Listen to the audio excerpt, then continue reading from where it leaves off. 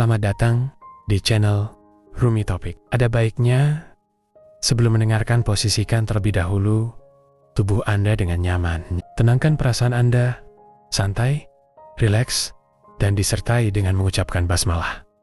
Selamat mendengarkan. Letting go, kekuatan tersembunyi dalam sikap pasrah yang saya rasa ini sangat kita butuhkan dalam keseharian kita. Saya selalu mendisklaimer bahwa saya bicara di sini bukan mau menggajari, bukan mau menggurui gitu ya.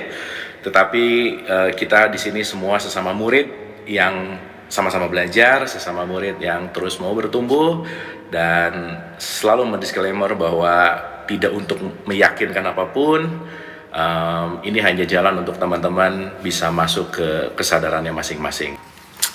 Kita udah masuk ke apatis ya. Jadi dalam konteks apatis ini kita udah menyadari bahwa hati-hati dengan keapatisan, karena apatis itu sesuatu yang kalau bahasanya Dokter Rama dalam konteks depresi itu kita kekurangan bensin gitu. Bahkan bukan kekurangan, bensinnya nggak ada. Jadi sekeren-kerennya mobil nggak ada bensinnya, ya gimana mau maju gitu, kecuali mobil listrik ya. Nah artinya mau listrik berarti baterainya ngedrop banget, mau bensin berarti bensinnya nggak ada gitu. Jadi teman-teman sebisa mungkin jangan terlalu sering ada di ranah apatis, karena semakin kita sering di ranah tertentu dalam frekuensi tertentu, kita akan kecanduan di ranah itu gitu. Ada orang yang kecanduan tuh sekarang ngeluh terus tiap hari disakiti tapi nggak mau kabur misalnya, ngeluh terus tiap hari di dalam lingkungan yang tidak menyenangkan, tapi ya jadi diem aja gitu. Artinya ya jangan-jangan sudah mulai masuk ke dalam kecanduan untuk disakiti misalnya, kecanduan untuk dibully gitu misalnya, dalam tanda petik ya, dan kayak nggak ada power gitu. Nah jadi saya rasa kita belajar lagi ya, diulang-ulang, karena jangan lupa my life is my making. Itu kata kuncinya, hidupku adalah apa yang aku pilih, dan tidak pernah ada siapapun yang akan menyayangi kita kecuali diri kita sendiri. Please note, itu penting di garis bawahi. Jangan pernah mencari cinta keluar, sayang keluar, attention keluar, karena semakin kita nyari keluar, semakin lupa bahwa semuanya ada di sini gitu. Jadi balik lagi, bagaimana ketika kita bisa kembali kepada diri gitulah kira-kira. Oh ya, saya disclaimer juga bahwa ini letting go racikan saya, kunyahan saya. Jadi saya cuma mau cerita dalam perspektif saya, dan teman-teman sebisa mungkin jangan mentah-mentah ngambil kunyahan siapapun dari luar ya, dari siapapun, karena adjustlah kepada dirinya masing-masing gitu. Karena sepatu saya, ukuran saya belum tentu pas di ukurannya teman-teman gitu. Nah ini ukuran saya, ini ukuran dari kunyahan saya, dan silahkan ditranslate ke wadahnya masing-masing anyway. Oke? Sip ya? Nah disclaimernya panjang banget ya, tapi intinya gitu. Oke. Ready ya teman-teman ya? Kita akan masuk ke menyelami apati dan depresi gitu. Apati dan depresi anyway ya. Oke, let's start. Ada banyak model akal pikiran itu disebut mind. Salah satu yang terbaru adalah model komputer. Jadi kita tuh mirip komputer sih sebenarnya ya, nanti kita bahas lebih detail lagi. Teman-teman ingat nggak kalau pernah kita bahas bahwa kita tuh kayak komputer baru beli di toko. Kita lahir tuh begitu. Operating sistemnya udah ada, tapi belum ada program. Oke? Maka komputer itu ada dua orang beli, yang satu nginstal program A dan yang satu nginstal program B, operating sistemnya sama, tapi programnya pasti beda. Ya, jadi kita pada dasarnya operating sistemnya sama. Maka kita semua manusia, ya manusia. Kita tuh secara esensial adalah manusia gitu. Tapi kemanusiaan kita tuh suka lupa ketika udah mulai diprogram sama yang namanya identitas, let's say. Akhirnya lupa kemanusiaannya, mulai menilai dengan konteks yang namanya identitas. Entah itu nanti ngelihat dari agama, suku, bangsa, ras gitu. Kita bisa merendahkan, menjelekan. Kenapa? Karena kita menutup kemanusiaan kita dengan program. Sampai sini oke? Jadi kita semua operating sistemnya sama, namanya manusia. Si manusia ini, si operating system ini terinstalah program-program gitu. Ya, jadi teman-teman kalau ada orang nyebelin, kalau kita mulai sadar, oh, emang programnya gitu kok gitu, ya udah sih gitu. Ya udah programnya gitu, nggak pernah diupdate lagi gitu. Kebayang nggak program lama nggak diupdate, gimana dia mau berselaras atau gimana dia mau beradaptasi dengan perkembangan yang selalu dinamis gitu kira-kira. So itulah kenapa sih spirit kita yang selalu ulang-ulang gitu teman-teman, bahwa hidup ini adalah belajar, setiap jam adalah jam pelajaran, setiap tempat adalah tempat belajar, dan siapapun yang datang ke kita pasti mau mengajarkan sesuatu gitu. Nah artinya kembali ya, semuanya adalah urusan program. Dapat ya? Makanya Hawkins bilang the computer model. Anyway, nah kita bisa melihat akal pikiran yang disebut mind, pikiran yang disebut thought. Jadi ada akal pikiran, ada pikiran. Jadi kalau bicara dalam konteks yang namanya mind itu sebetulnya manas. Kita bisa melihat akal pikiran atau yang disebut mind dan pikiran itu sendiri yang disebut thought, dan sistem keyakinan sebagai program. Sistem keyakinan sebagai program, ini garis bawah ya. Sistem keyakinan sebagai program. Karena semua itu adalah program, maka semua itu bisa dipertanyakan, dibatalkan, dibalik. Program positif bisa menggantikan yang negatif jika kita mau. Ini garis bawahi dulu teman-teman. Sorry ya, faktanya adalah ketika kita nggak pernah merubah program diri kita, kita nggak pernah merubah hidup kita. Ingat nggak waktu saya bilang bahwa aku ingin bahagia? Programnya di mana sih sebenarnya? Bukan di bahagianya, di akunya. Semua orang ketika aku ingin bahagia, yang dicari bahagianya kemana? Ngapain, mencari, menggapai. Tapi programnya nggak di retouch, tidak di upgrade lah gitu kira-kira. Nggak disentuh gitu. Dan nanti kita, ini keren nih kalimat ini. Karena semua itu adalah program, maka semua itu bisa dipertanyakan. Teman-teman suka mempertanyakan keyakinannya nggak? Suka mempertanyakan apa yang menjadi pikirannya nggak? Jangan-jangan nggak pernah mempertanyakan, go ahead, akhirnya jadi otomatis gitu. Makanya why is everything. Dan why is everything ini, maaf ya, biasanya tidak ada di dogma. Dogma tuh nggak boleh why. Makanya dalam perspektif dogma, ikutin, nggak usah banyak nanya. Pun pada tahapan tertentu oke lah ada di situ gitu. Ya.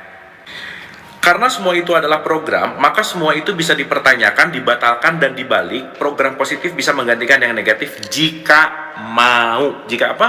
Mau. Jadi urusannya mau atau enggak. Aku tuh nggak bisa memaafkan, bukan nggak bisa, nggak mau aja, nggak mau ganti program. Kenapa? Karena yang selama ini dipakai programnya benci. Karena yang selama ini dipakai programnya dendam. Karena yang selama ini dipakai programnya bete, programnya julid. Ya udah, ya. Aspek yang lebih kecil dari diri kita tentu saja mudah menerima pemrograman negatif. Teman-teman, pemrograman negatif itu jauh lebih cepat gitu. Gitu ya. Jadi pernah kita bahas, orang yang mengerti kita lebih sedikit daripada yang mengerti kita. Jadi kita akan lebih banyak mendapatkan program negatif dan yang memprogram kita yang paling terdekat adalah orang tua kita. Ya, jadi hati-hati. Anyway, tadi pagi kita bahas bahwa orang tua bisa bersifat sebagai penjajah bagi anaknya. Dan si anak terjajah oleh orang tuanya dengan program-program yang mungkin nggak kompatibel sama si anak gitu. Ya, dan itu semuanya adalah proses pertumbuhan. Oke, topik ini kita akan bahas besok di Ruang Cerdas. Besok Ruang Cerdas kita akan bahas tentang anak melahirkan orang tua. Ya, anak yang benar-benar menjadi guru bagi orang tuanya. Pun sebaliknya. Karena nanti kita akan bicara tentang bagaimana menjadi teman bertumbuh gitu. Oke ya, kita lanjut dulu ya teman-teman ya. Jika kita melihat sumber pikiran kita, mulai mengidentifikasi asal-usulnya, dan menghentikan kepongahan melabelinya sebagai milikku. Dan karena itu kita pun melindunginya. Nah teman-teman nih ya, ini menarik nih. Kita kosong di program, ada pikiran. Setiap pikiran pasti pengen menggenggam dan merasa memiliki. Makanya identitas itu sejatinya digenggam terus. Makanya kenapa ada letting go atau melepaskan kemelekatan? Karena semakin menggenggam, semakin kita nggak pengen kehilangan. Semakin nggak pengen kehilangan, pas hilang, sedih banget, gitu kira-kira. Makanya, don't look up, don't look down, jangan meninggikan tempat jatuhmu. Itulah kenapa kita stay in center. Belajar ya, by the way. Ya, oke. Nah, ulang ya, ini keren sih, ini statement ini keren. Jika kita melihat sumber pikiran kita, mulai mengidentifikasi asal-usulnya, mengidentifikasi ini penting banget ya, mengidentifikasi ini. Karena kita nanti akan terikat dengan, aku mengidentifikasikan diriku dengan marah, maka marah adalah aku. Ingatlah ya, marah bukan aku, tetapi aku sadar aku sedang marah. Aku sadar aku sedang sedih. Sedih bukan aku, marah bukan aku. Dan ketika kita mengidentifikasikan bahwa diriku tuh pemarah, enggak. Dirimu bukan pemarah, tetapi dirimu yang tidak sadar bahwa dirimu selalu pakai program marah, gitu kira-kira. Ya. Jika kita melihat sumber pikiran kita, mulai mengidentifikasi asal-usulnya dan menghentikan kepongahan melabelinya sebagai milikku. Dan karena itu kita pun melindunginya. Kita bisa memperhatikan bahwa pikiran bisa dilihat secara objektif. Kita bisa melihat bahwa asal-usul pikiran seringkali merupakan pemrograman sejak kecil dari orang tua, nih ya, keluarga, dari guru. Layaknya kemampuan menggiring bola dari teman bermain sepak bola, atau mengocehkan informasi yang kita dapatkan dari koran, film, televisi, radio, gereja, tempat ibadah yang lain, novel, dan input otomatis dari panca indera kita. Input otomatis dari panca indera kita. Teman-teman kalau udah ngelihat sesuatu, langsung ini nggak bisa, lupa-lupa, nggak bisa, udah aja. Jadi makanya kalau udah ngelihat, masuk ke memori aja, dah gitu. Ya, karena panca indera kan inputnya otomatis ya. Duh, kalau kuping bisa kayak di platform ya, nggak mau denger, mute. Nah, enak, bener nggak? Kalau ngelihat, nggak mau lihat, udah enak banget loh. Nah, untuk nge-mute pendengaran dan penglihatan itu namanya meditasi gitu. So that's why meditasi sangat berperan penting ya dalam perspektif ini, untuk bagaimana kita menjarak antara panca indera dan si manas gitu. Oke, nih contoh dulu, contoh. Teman-teman, dengan sederhana latihan ini ya, simpel gini ya teman-teman. Teman-teman masih ingat nggak? Pikiran, perasaan, emosi itu tamu ya, clear. Jadi kalau misalnya lagi marah, diam dulu, terus sadar gini. Aku sadar akan marah. Bukan aku marah, bukan. Aku menyadari marah. Nah gitu dulu aja, simpelnya. Kesal nih ya, begitu ada, jangan dulu bikin mau ngebalas chattingannya kek, atau mau ngomong kek, coba diam dulu. Aku sadar, aku kesal. Nah habis gitu marah nggak apa-apa sih. Ya nanti latihan pelan-pelan. Sehingga nanti teman-teman mulai menyadari dulu bahwa oh ada aku, ada manas. Nah kalau aku dan manasnya udah berjarak, nah mantap. Di situ kita akan bisa ngelihat ternyata aku bukan kekesalanku, aku bukan kebencianku gitu. Ya, sip ya. Duh harus praktek sih memang, tapi nggak apa-apa ya. Pokoknya hari ini kita ngisi knowledge-nya dulu ya. Nanti kita praktek. Semua itu terjadi begitu saja dan bukan pilihan sadar kita. Ingat, bukan pilihan sadar kita. Bukan pilihan sadar kita. Artinya apa? Automatic respon namanya. So, teman-teman bangun tidur, ngambil HP, buka, cek. Baru sadar kalau udah mulai mau telat nih, baru tuh.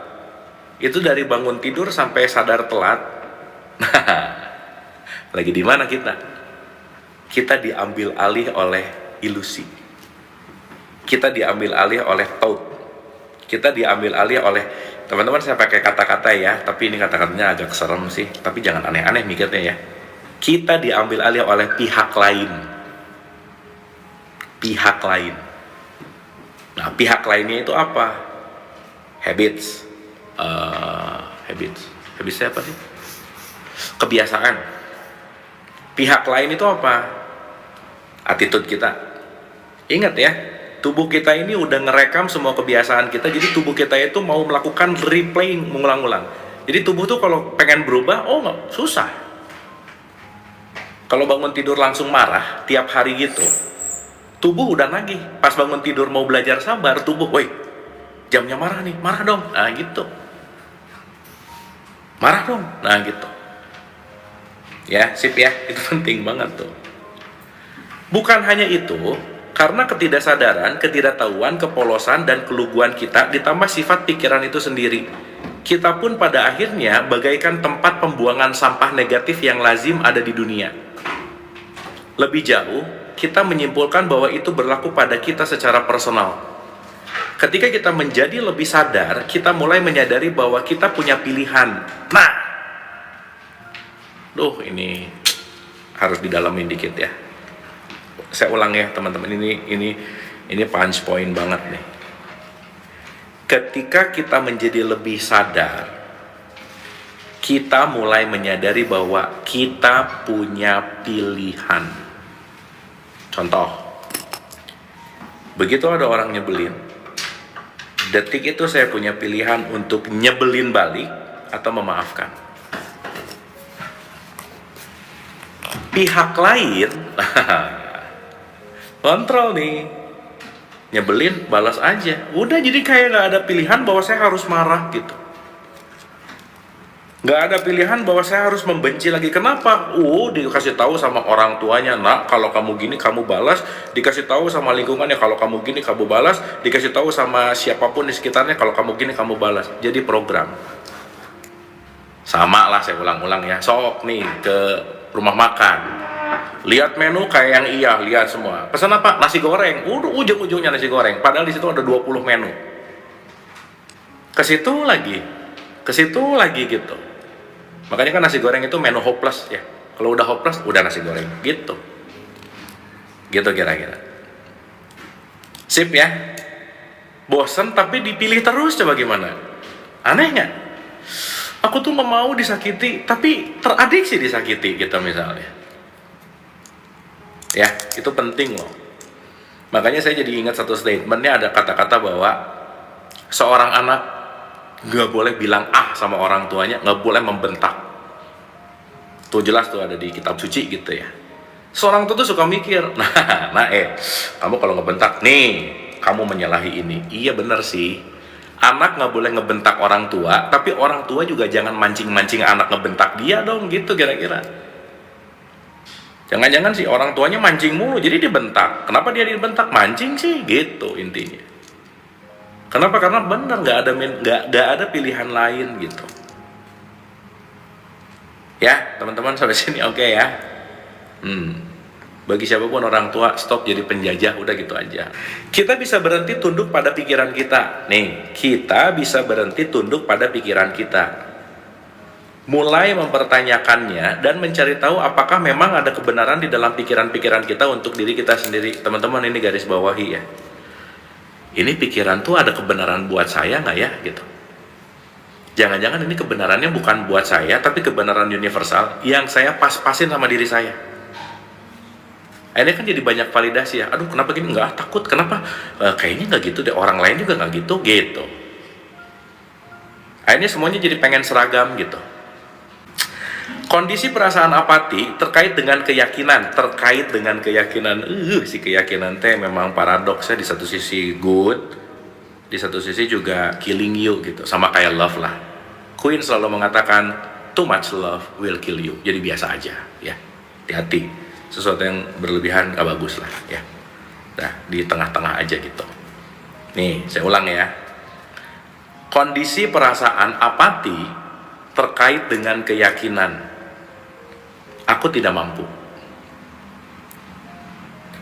Pikiran tidak suka mendengarnya, tetapi dalam kenyataannya, sebagian besar, aku tak mampu adalah aku tidak akan. Kayaknya aku gak mampu deh. Sama dengan gak akan. Contoh nih, ini yang kebiasaan nih. Ya ampun, kalau kayak gitu sih, kayaknya nggak mungkin deh. Nggak mungkin sama dengan nggak mau. Jadi aneh gitu, di satu sisi pengen, tapi di satu sisi kita membatalkan keinginan kita gitu. Jadi konflik tuh, si programnya tuh konflik di dalam gitu. Aku mah nggak mungkin kayak, oh udah, itu sama dengan ngomong aku nggak mau, sama dengan nggak akan terjadi.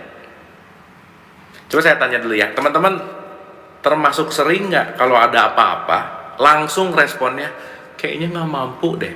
Termasuk sering nggak? Once itu sering, ayo rubah programnya. Kenapa kita dikerdilkan masalahnya? Dikerdilkan sama orang tua, dikerdilkan sama lingkungan. Apa sih? Nggak mungkin, nggak bisa. Apa aku lulusan hanya sekolah aja? Udah tuh, udah. Jadi dipikir-pikir ya, yang jahat tuh diri sendiri ya, dipikir-pikir. Maksudnya gimana ya? Kita tuh yang tidak terbatas, yang dilimitasi oleh diri sendiri gitu, kira-kira. Gitu kira-kira. Tapi selalu pengen nyari kambing hitam gitu. Aku tuh gini gara-gara. Karena nyalahin tuh enak banget gitu. Udah paling enak nyalahin aja. Tapi enak, tapi jadi kecanduan. Gitu. Oke? Aku tidak mampu adalah aku tidak akan. Alasan kenapa pikiran tidak ingin mendengar hal itu adalah karena aku tidak mampu. Merupakan selubung bagi perasaan-perasaan lainnya. Perasaan-perasaan ini bisa dimunculkan dan dikenali dengan mengajukan pertanyaan hipotesis kepada diri sendiri. Ingat ya, pokoknya teman-teman beneran deh.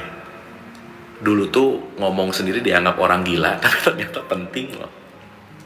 Justru ngomong sendiri tuh orang sadar sih gitu. Dalam tanda petik, ketika kita banyak menelaah dan mengatakan why kepada diri kita lagi melakukan yang namanya kalibrasi gitu. Ini topik dianggap, ini lagi. Kita lagi dikalibrasi gitu. Nah, perasaan-perasaan ini bisa dimunculkan dan dikenali dengan mengajukan pertanyaan hipotesis kepada diri sendiri. Benarkah aku tidak akan, alih-alih aku tidak mampu? Jika aku menerima bahwa aku tak akan, situasi-situasi apa yang akan muncul dan bagaimana perasaanku terhadap situasi itu? Sebagai contoh. Contoh. Katakanlah, kita memiliki keyakinan bahwa kita tidak tak mampu menari. Ya mau nari, mau public speaking, terserah aja ya. Kita berkata kepada diri sendiri, mungkin itu adalah selubung bagi perasaan-perasaan lainnya. Mungkin kebenarannya adalah aku tidak ingin melakukannya. Dan aku tak akan melakukannya. Jadi emang gak mau. Tapi ngomongnya gak mampu gitu. Kan suka gitu ya, ada sedikit cover-cover lah gitu. Cara untuk mengetahui perasaan-perasaan itu adalah membayangkan diri kita menjalani proses belajar menari. Teman-teman, dulu ya, saya cerita dikit. Dulu pas pertama manggung, nervous banget tuh. Nervousnya. Bahkan ya, ngebayangin naik panggung aja udah lemas banget. Jadi sebelum naik panggung udah lemas duluan gitu. Ya balik lagi kan, resistensi antara A, B, C, wah semua deh, ginalah, itulah. Balik juga itu kembali kepada passion ya, by the way. Nah tapi seiring dilatih, volumenya turun gitu. Turun lagi gitu. Nah jadi bener sih, perfect practice make perfect. Kan orang suka ngomong ya, practice make perfect. Tapi kalau buat saya, perfect practice make perfect. Buat saya latihan itu lebih penting dari show-nya. Jadi teman-teman dulu ya, waktu saya belajar di dunia entertain, khususnya di sulap itu ada yang namanya showmanship. Ya kalau teman-teman dengar showmanship. Tapi jadi panjang ceritanya. Gini aja. Intinya adalah, saya punya kebiasaan. Kalau latihan itu 200%. Ya, kalau latihan itu 200%. Karena waktu show-nya itu akan banyak gangguan-gangguan, kendala-kendala. At least kalau saya melatih setiap latihan 200%, ada kendala, tetap saya akan tetap 100%. Jadi kenapa waktu latihan buat saya jauh lebih penting daripada waktu show-nya? Karena begitu saya berlatih, saya 200% di situ, dalam tanda petik ya, itu untuk memudahkan aja gitu.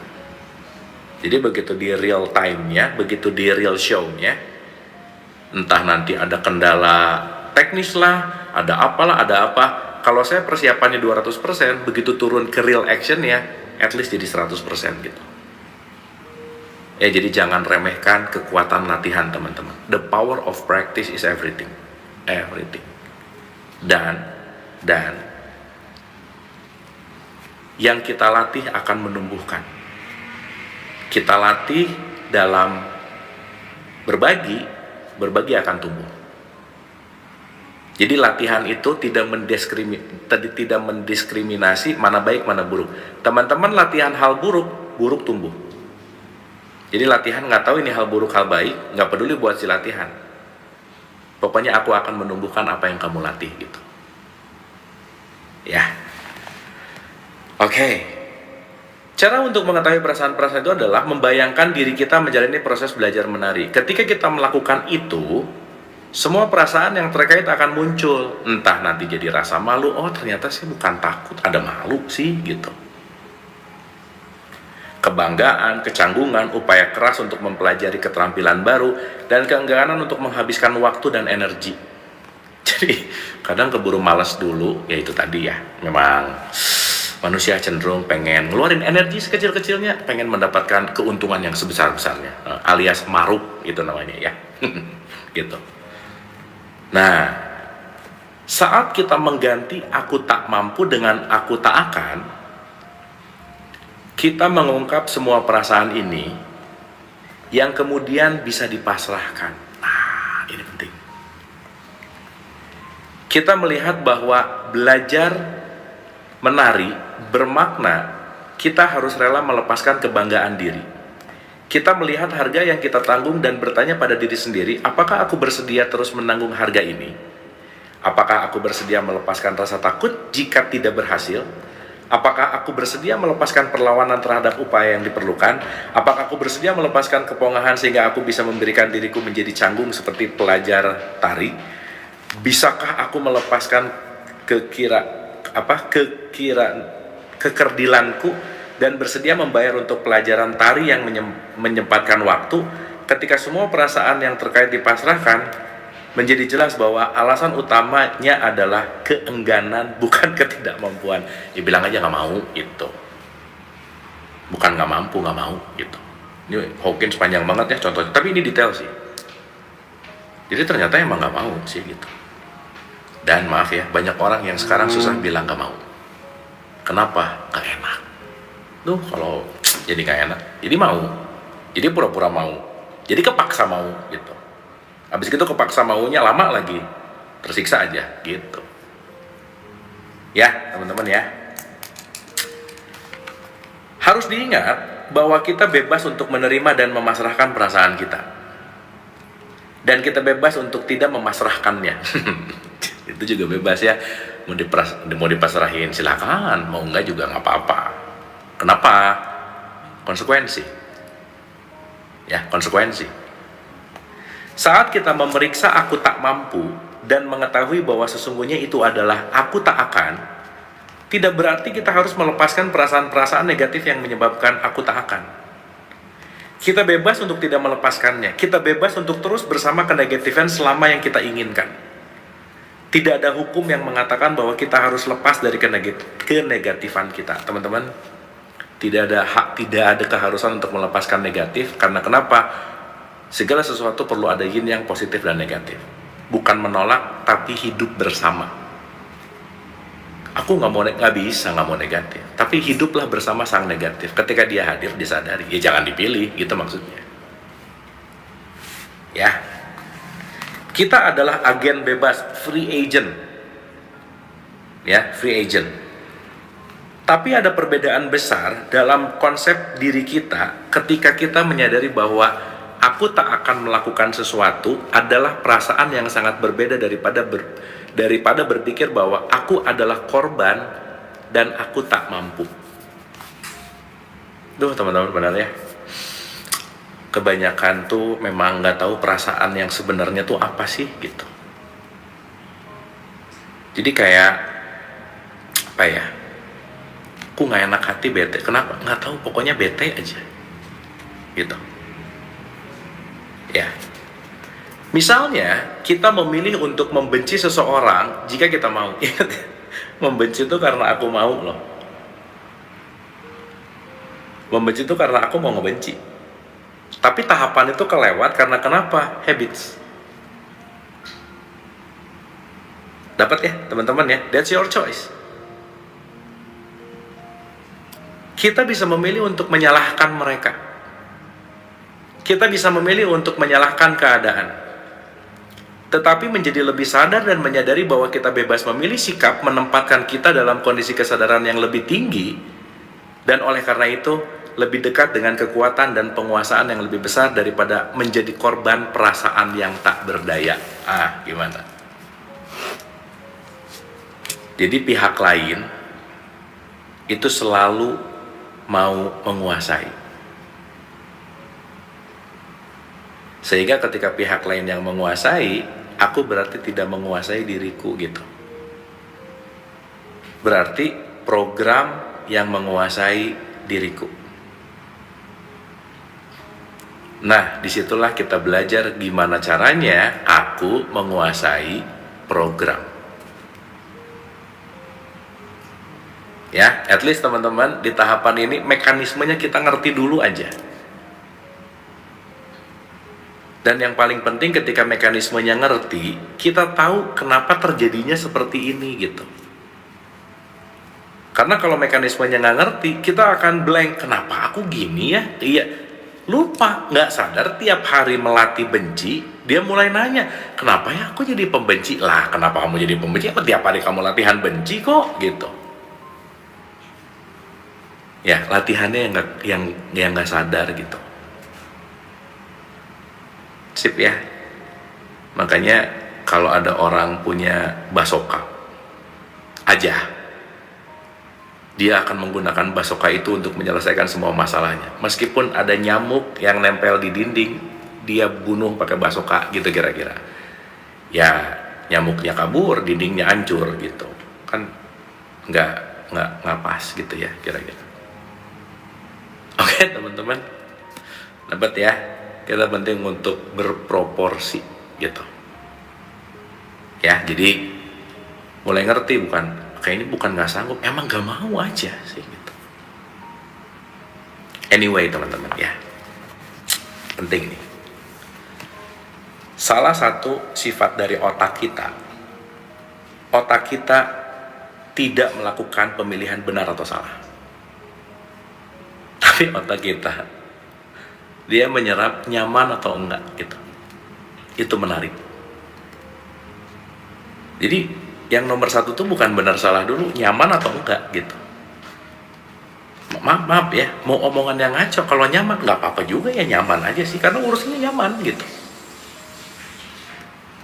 Ya, nah maksud saya, semoga kita tidak nyaman, semoga kita jangan nyaman di tempat yang nggak oke gitu kira-kira ya. Karena kalau udah nyaman, selesai. Connect tuh. Itulah kenapa, itu nanti kaitannya sama frekuensi. Makanya, sangat sulit untuk merubah orang lain. Kenapa? Nggak bisa. Kita nggak bisa maksain kenyamanannya dia gitu. Nggak bisa. Kamu mulai besok nyaman ya sama aku. Nggak bisa lah, gimana caranya? Betul nggak? Tapi sekarang maksa supaya kamu nyaman sama saya, sama aku gitu misalnya, ayo. Anyway ya, jadi kalau nggak nyaman sama kita, ya udah nggak apa-apa. Gitu inti. Karena sistem struktur otaknya begitu gitu. Ya teman-teman ya. Oke, sampai sini oke ya, dapat ya. Jam berapa nih? Kita sampai jam berapa nih?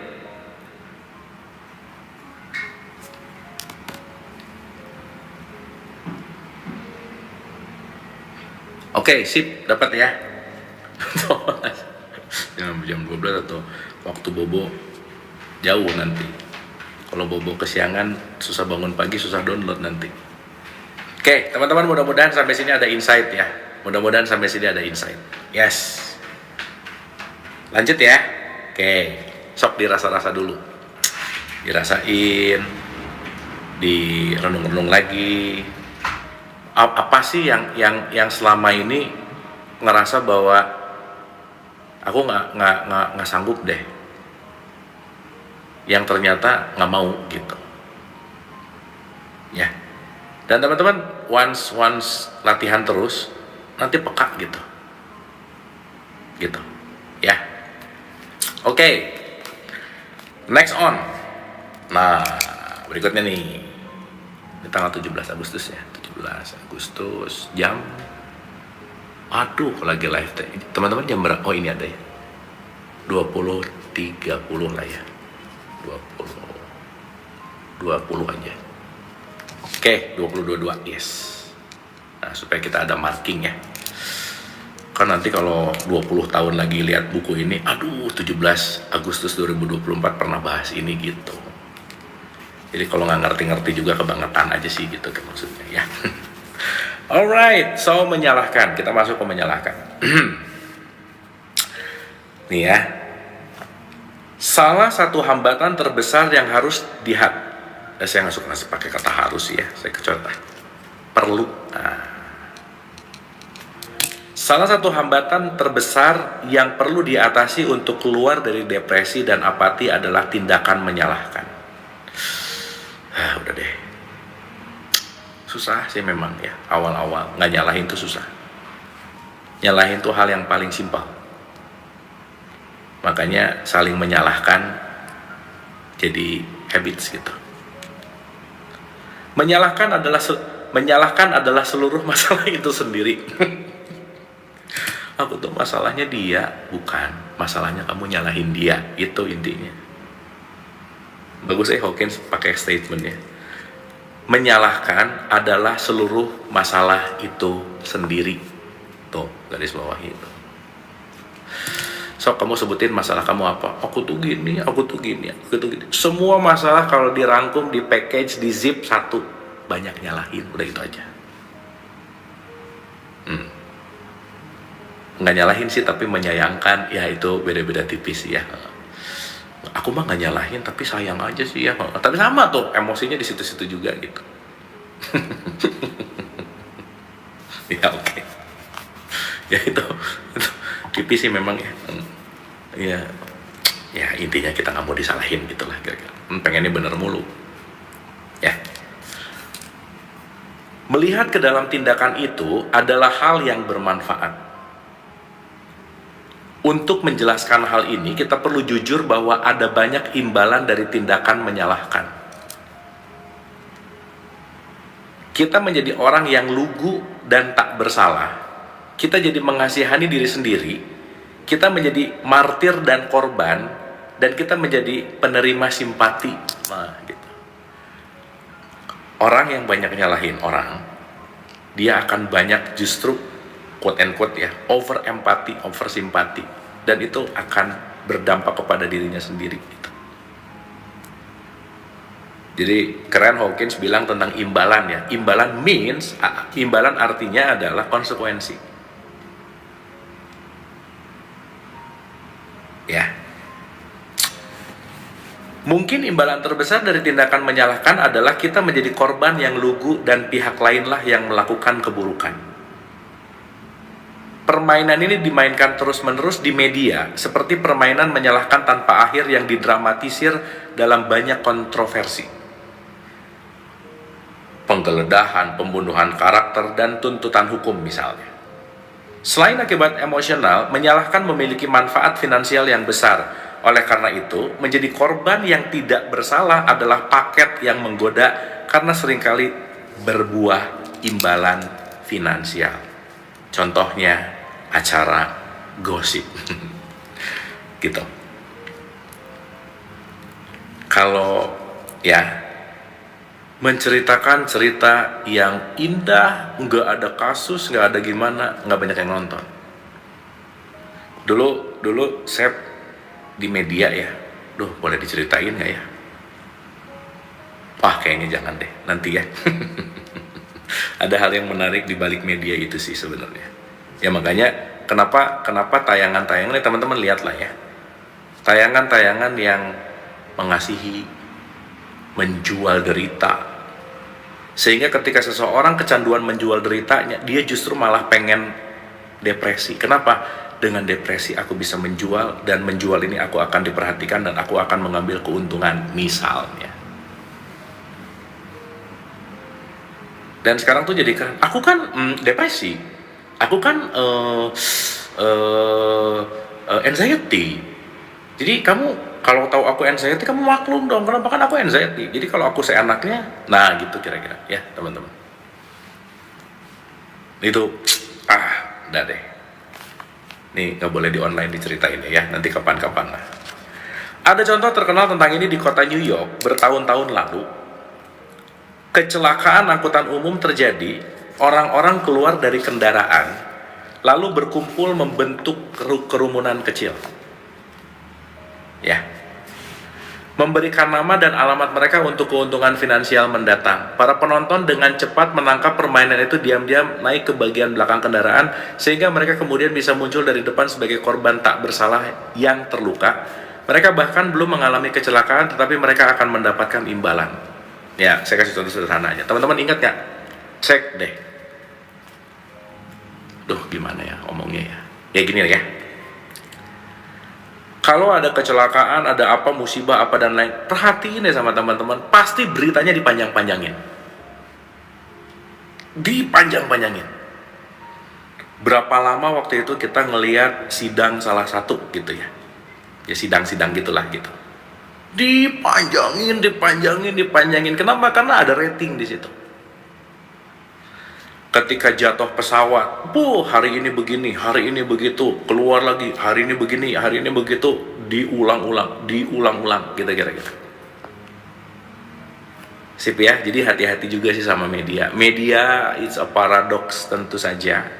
Kayak, ya balik lagi, teknologi itu membantu, tapi teknologi juga membunuh misalnya. Semua tergantung dari kontrol kita gitu. Dan teman-teman, hati-hati kalau kita bicara dalam konteks media gitu. Diberitakan 1 juta, yang datang cuma 5 orang juga bisa. Sok saya mau nanya ya. Nih. Berapa persen yang kita dapat langsung tanpa informasi dari media, dari luar, dari siapapun, yang benar-benar langsung kita lihat, itu dikit banget. Nah, tipikal non-critical thinking, tipikal program-program yang dalam tanda petik jarang nanya why, dapat berita, karena yang ngirim beritanya seorang figur, dia percaya, dan dia sebarin ke sebelah. Terus jadi gumpalan. Sadar nggak teman-teman, kenapa hoax gampang banget terjadi di masyarakat kita? Karena filternya bocor. Gak ada filternya. Filter satu-satunya yang disimpan di sini nggak dipakai, gimana? Tahu nggak? Nah maka ya itu tadi, gampang dikontrol, gampang diadu domba, gampang menyalahkan. Padahal kan tampaknya masyarakat sangat religius gitu, ya. Jadi bener. Iya sih, mau ngomong gitu nggak enak ya. Ya gitulah kira-kira teman-teman. Ya, anyway. Menyalahkan adalah dalih terbesar di dunia.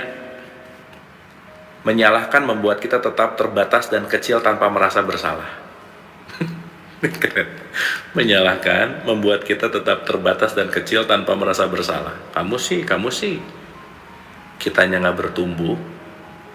Dan kita merasa ketika menyalahkan, kitanya jadi lebih baik gitu. Tetapi ada resiko yang harus ditanggung.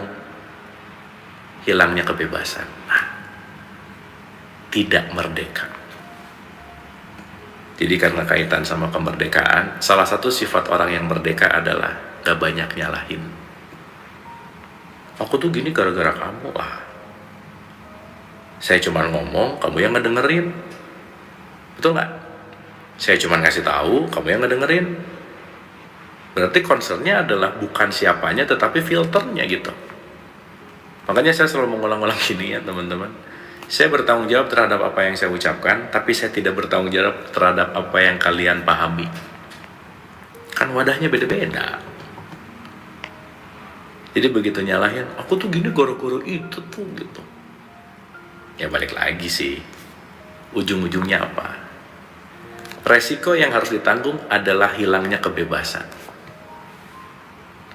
Juga, peran korban melahirkan persepsi diri tentang kelemahan, kerapuhan, dan ketidakberdayaan yang merupakan komponen-komponen utama dari apati dan depresi. Jadi teman-teman, siapapun di lingkungan kita, kalau kita kedapatan orang yang suka nyalahin, ya udah kita ngerti bahwa ya dia lagi apatis dan depresi sih gitu.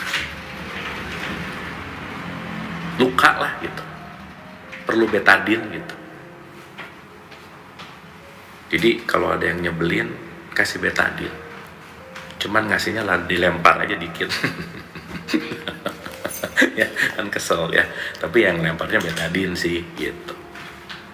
Dan kita ngerti bahwa oh iya, kekesalan itu yang lagi dikeluarin tuh sama orang itu gitu.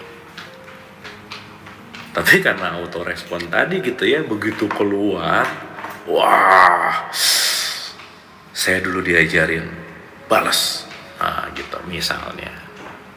Tapi ingat ya, ini juga tetap untuk waspada ya, standing as awareness. Gimana bahasanya ya?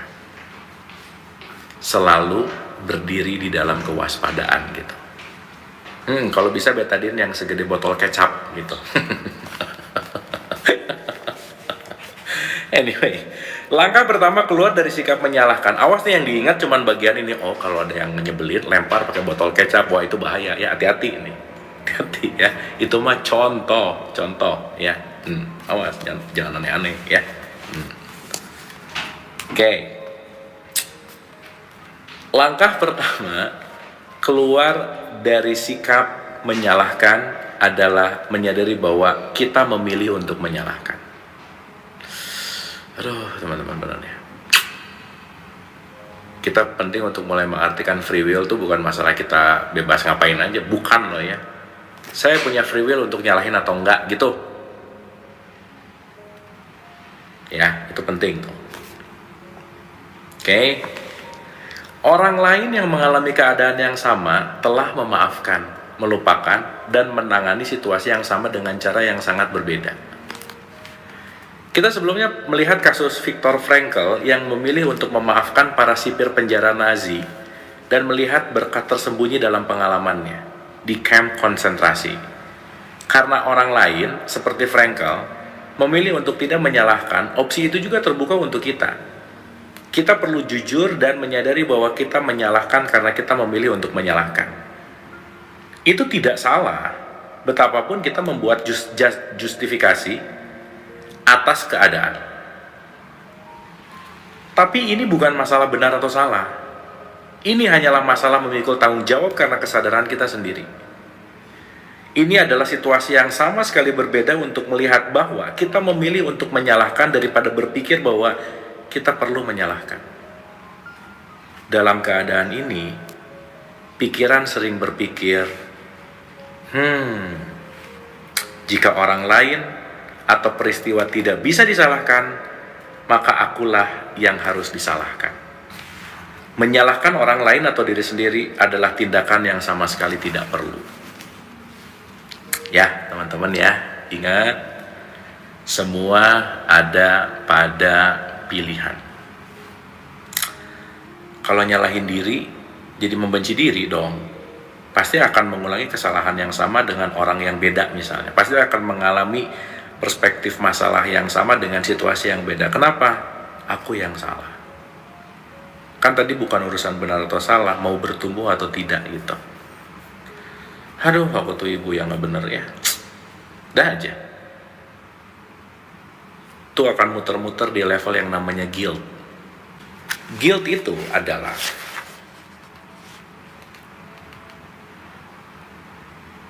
30 loh. Satu level dari shame itu guilt. Satu level dari guilt itu apatis, satu level apatis itu grief. Jadi teman-teman lepasin rasa bersalah lah. Anyway, nggak ada yang salah juga sih sebenarnya. Orang kejadian. Gitu. Ya, benar salah tuh dualitas by the way. Ya, oke. Daya tarik untuk menyalahkan muncul pada anak kecil sebagai kejadian sehari-hari di kelas, taman bermain, dan di rumah di antara saudara kandung. Menyalahkan adalah masalah utama dalam proses pengadilan dan tuntutan hukum yang menjadi ciri masyarakat kita. So, waktu kecil, kejeduk, dasar nih kursinya salah, yang nakal ya dipukulin kursinya. Suka gitu nggak? Jatuh, dasar ini batu, yang salah nih, nakal nih batu, nih salah nih gitu. Ini kan semua korban-korban pendidikan gitu tuh, betul nggak? Disalahin terus. Anyway, ya. Jadi wajar kalau udah gedenya suka nyalahin gitu. Kenapa? Dari kecilnya diajarin nyalahin masalahnya gitu. Menyalahkan adalah masalah utama dalam proses pengadilan tuntutan hukum yang menjadi ciri masyarakat kita. Sebenarnya menyalahkan hanyalah salah satu program negatif yang kita biarkan memprogram pikiran kita dan tak pernah menyalahkannya. Dan kita tak pernah menyalahkannya. Mengapa sesuatu harus selalu menjadi kesalahan orang lain? Mengapa seluruh konsep salah diajukan terhadap sebuah situasi sejak awal? Mengapa salah satu dari kita harus salah dan buruk? Apa yang menjadi harapan terbaik kita saat itu mungkin tidak berbuat baik, tidak berbuah baik, sehingga kita perlu menyalahkan itu saja. Peristiwa nahas mungkin saja baru terjadi. Emang salahnya apa ya gitu orang kejadian? Ya balik lagi ya, ini penting kalau memang dalam keadaan sadar sih gitu. Untuk mengatasi sikap menyalahkan, kita perlu melihat kepuasan dan kenikmatan rahasia yang kita reguk dari rasa mengasihani diri sendiri, kekesalan, amarah, dan dalih bagi diri sendiri, dan mulai memasrahkan semua imbalan kecil itu. Tujuan langkah ini adalah untuk beralih dari menjadi korban perasaan-perasaan kita sendiri untuk memilih perasaan-perasaan itu. Jika kita semata-mata menerima dan mengamati perasaan-perasaan itu, mulai membongkarnya dan memasrahkan komponen-komponennya, maka secara sadar telah melakukan pilihan. Dengan cara ini kita membuat langkah besar keluar dari lumpur ketidakberdayaan. Contoh-contoh ya. Ini mungkin sudah riuh nih kata-katanya. Gini teman-teman. Saya mau nanya. Untung 1 juta sama untung 20 juta mending yang mana? Ya udah nggak usah dijawab ya. Pasti untung 20 juta. Jadi menyalahkan itu untungnya 1 juta. Tapi nerima untungnya 20 juta. Dalam artian, kalau mau pakai analogi ini bahwa jangan mengambil imbalan kecil sementara imbalan besar jauh menunggu ketika kita melepaskan untuk menyalahkan. Contoh ya, begitu mau nyalahin, aduh untung kecil nih. Dah, mendingan diterima dulu gitu. Kenapa? Untungnya nanti lebih gede gitu kira-kira. Kan kadang-kadang kita pengen untung yang udah cepat, kecil, buru-buru, instan gitu. Nah, resistensi menuju itu penting banget. Nah, itulah yang disebut dengan yang namanya latihan anyway.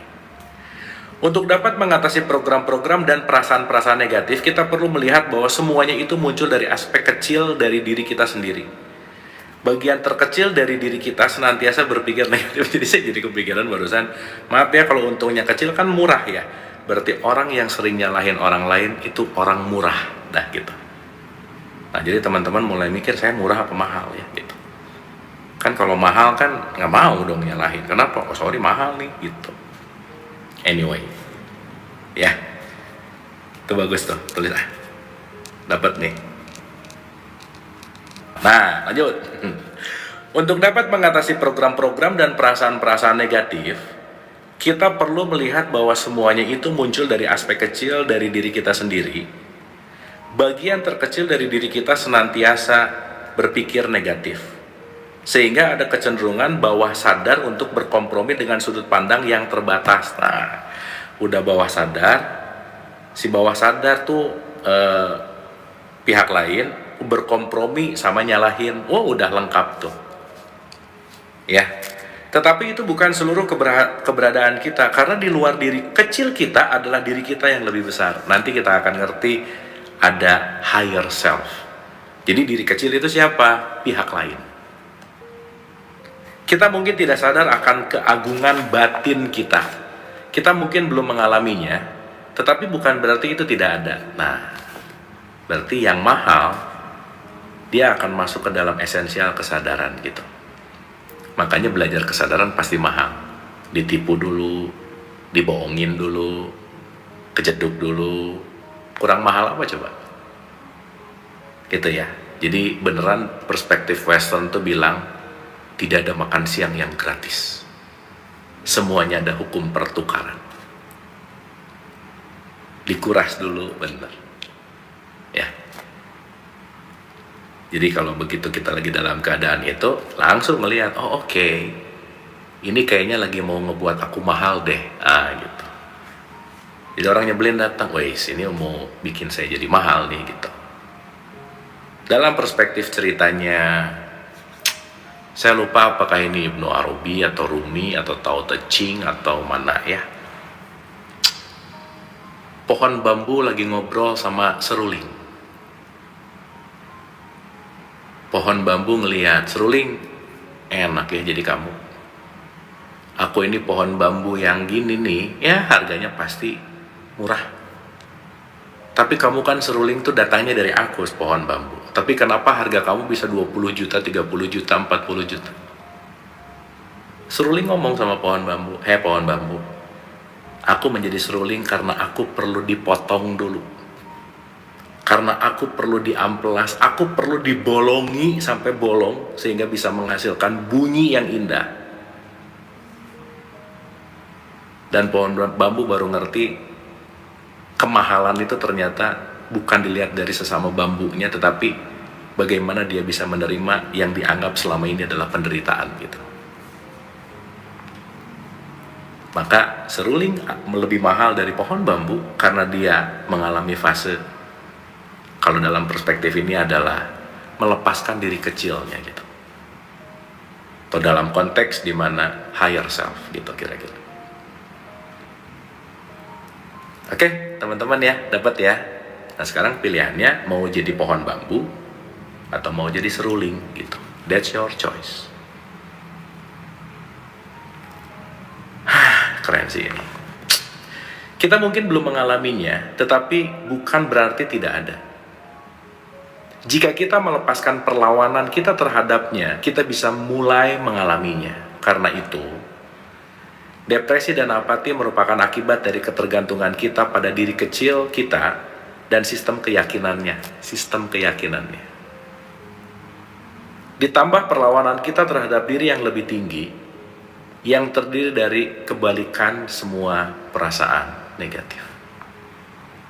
Jadi teman-teman, saya selalu ulang-ulang ya, kalau ada kata-kata kita serahkan segala sesuatu kepada yang di atas, itu bukan di atas mana, bukan. Tapi yuk kita serahkan kepada higher self kita, esensial diri kesadaran kita gitu. Ya. Alam semesta tersusun oleh dualitas. Ada rasa takut, tetapi ada juga keberanian. Ada kebencian, tapi kebalikannya adalah cinta. Ada kekikiran, tapi ada juga kemurahan hati. Dalam jiwa manusia, setiap perasaan memiliki kebalikannya. Karena itu, jalan keluar dari kenegatifan adalah kesediaan untuk menerima dan melepaskan perasaan-perasaan negatif. Dan pada saat yang sama, kesediaan untuk melepaskan perlawanan terhadap perasaan-perasaan positif. Depresi dan apati adalah akibat dari pengaruh polaritas negatif. Bagaimana cara kerjanya dalam kehidupan sehari-hari? Supaya agak-agak penasaran, kita cut dulu kali ya. Nah, caranya nanti kita bahas di episode yang akan datang. Oke teman-teman, sip ya. Tapi teman-teman, yang paling penting, anyway ya, yang paling penting adalah hari ini kita mulai menyadari bahwa penting untuk mempertanyakan ulang, penting untuk kita bicara dalam konteks yang namanya program. Tanyalah kepada dirimu gitu. Ini ada apa sih? Ini gimana sih? Yang tadi tuh kayaknya aku nggak bisa, bukan nggak bisa, nggak mau aja. Jadi lumayan mulai menyadari bahwa mana nggak mau, mana nggak bisa, mana nggak mungkin, mana nggak mau, itu semua udah mulai disadari gitu kira-kira. Nah jadi teman-teman, semoga pembelajaran kita hari ini ada something. Dan yang paling terpenting adalah ya terus ya. Anyway ya, sadar nggak? Ketika kita benar-benar fokus, sadari deh teman-teman. Once kita lagi fokus kepada sesuatu, per 1,5 jam tadi teman-teman yang benar-benar menyimak pembahasan ini, kalian lupa sama masalahnya, bahkan kalian lupa bahwa kalian laki-laki dan perempuan, bahkan kalian lupa bahwa kalian namanya siapa, statusnya apa, lagi ada di mana dan seterusnya. Karena kenapa? Kita menyatu dalam concernnya yang namanya fokus. Dan ketika kita fokus, kita melepaskan selain si kesadaran itu sendiri. Nah, itulah kenapa pentingnya kita latihan fokus, by the way. Ini semua kan nice nih ya, vibes oke. Nah, nanti mau bobo atau besok pagi balik lagi, mulai nggak enak lagi gitu. Jadi ini kalau obat tuh lagi dibius nih ya, masih baal ya. Setengah jam lagi mulai itu ada apa semua gitu lagi. Gitulah ulang-ulang gitulah kira-kira. Nah, maksud saya mudah-mudahan si fokusnya nggak terlalu cepat hilang gitu kira-kira. Nah, gimana cara nggak terlalu cepat hilangnya? Latihan. At least malam hari ini kita dapat dosis yang tepat obat bius gitu kira-kira. Oke, teman-teman.